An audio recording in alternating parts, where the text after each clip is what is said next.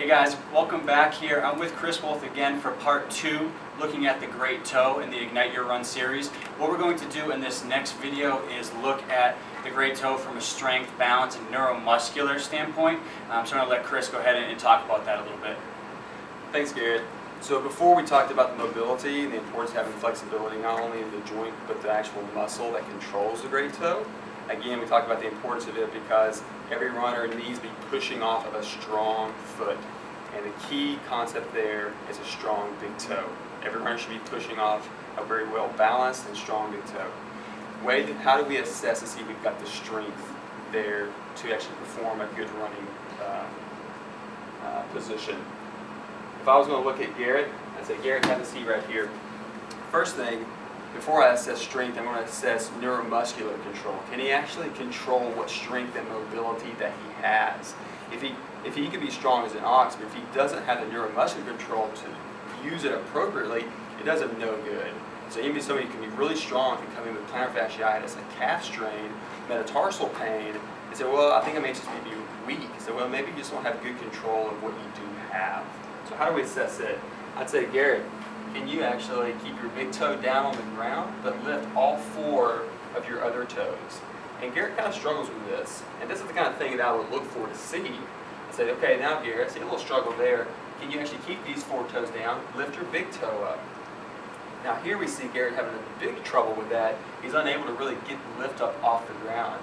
I don't think he's not playing around or pretending. This is actually a little bit of a difficulty for him. So what I'm going to try to show you is what an end result would look like after I had Garrett work on this. I call this yoga toes.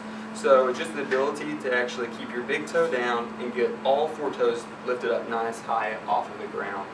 Then, can you actually keep all 4 toes and get a good lift of your big toe up? And that's just showing good neuromuscular control of the strength that is in the foot. I could still be weak. That's not a true strength assessment, but at least I'm controlling what I have. And that's the first key that you need to have. Also, as I have somebody push their big toe to the ground, lift their 4 toes up, I look to see if their big toe claws, like bends. We don't want that, okay? That's not how we run, that's not how we walk. We need them straight. So, that's one thing I look for as well, because they could be using the wrong muscle at that point, okay? Can you keep your big toe straight and flat, push it hard to the ground, lift the other 4 toes up. Again, 4 toes down on the ground, lift your big toe up, like that, okay? And then, once you get really good, how quickly can you do it and be successful at it, okay? So that's when you change back and forth, back and forth, back and forth, okay? That can be something that can be really improved upon very quickly. 1 week of practicing that, and it's there, okay? Again, it's just a neuromuscular, just kind of re-sequencing things, okay? Then, we want to look at strength. So I have somebody press down into a towel. The 4 toes aren't supported by the towel, just the big toe, so that we can feel something against your toe. And I'd say push down into the floor. I'll allow my 4 toes to come up now, just like I was just practicing. And what I look for again is clawing. I don't want that, okay? I want to see someone be able to push down and show me that they can actually control that toe a little bit better. Then, I'll have them push down again. I'll grab a hold and see if I can't lift that big toe up off of the ground. Many times I can. That's showing me a weakness there that I need to address. If that is weak in a seated position, your strengthening is very simple.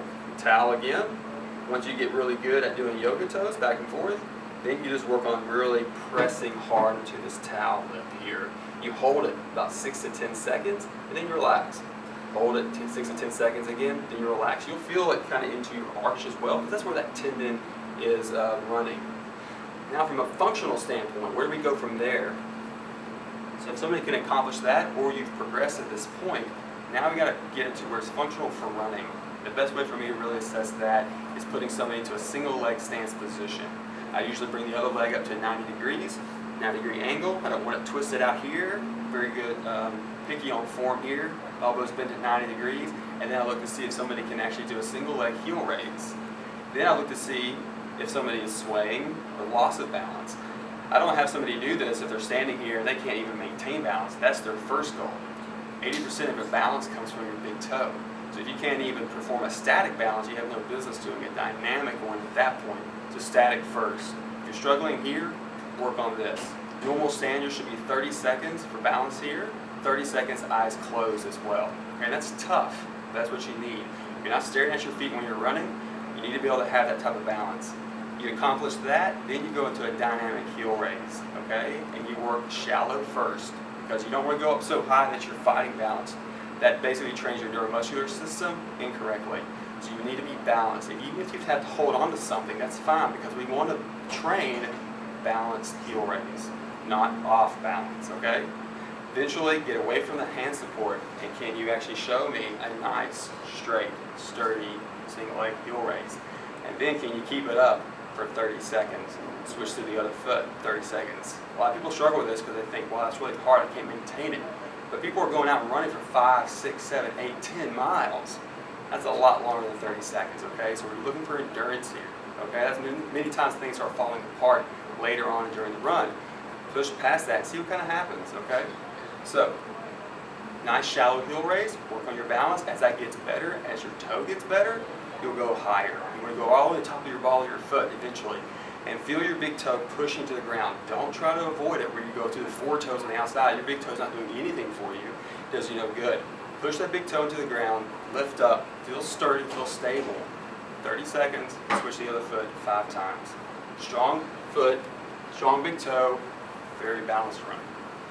All right, special thanks to Chris Wolfe here. He's in the Nashville Green Hills area. If you guys have any questions from anything that he went over today or any running related questions, I'll leave his contact information. Definitely reach out to him. He's a great resource.